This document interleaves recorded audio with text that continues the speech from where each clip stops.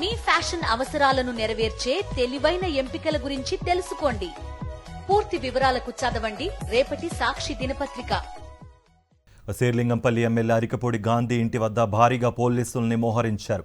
BRS నేతలు కార్యకర్తలు మరోసారి ముట్టడించే అవకాశం ఉందన్న సమాచారంతో ఎమ్మెల్యే అరికపూడి గాంధీ ఇంటి వద్ద దాదాపు 200 మంది పోలీసులతో పహారా కాస్తున్నారు.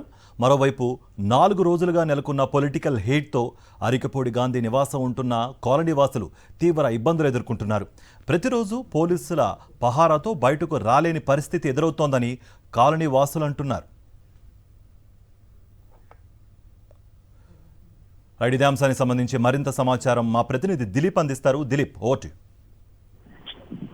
కార్తీక్ చూసుకోవచ్చు. సో కొంత ఈ శేర్లింగంపల్లి ఎమ్మెల్యే అరికపూడి గాంధీ నివాసం వద్ద మరోసారి కొంత ఉద్రిక్త పరిస్థితి నెలకొంది. సో భారీ ఎత్తున పోలీసులు మోహరించారు. ఇటు డీసీపీ, ఏసీపీ, సిఐ స్థాయిలతో బందోబస్తు ఏర్పాటు చేసి కొంత బీఆర్ఎస్ నాయకులు గాంధీ నివాసానికి రావాలని చెప్పి కొన్ని ఫోన్ కాల్స్ చేసుకున్నట్టు గుర్తున్న పోలీసులు దాదాపు 200 మంది పోలీసులతో బందోబస్తును ఏర్పాటు చేశారు.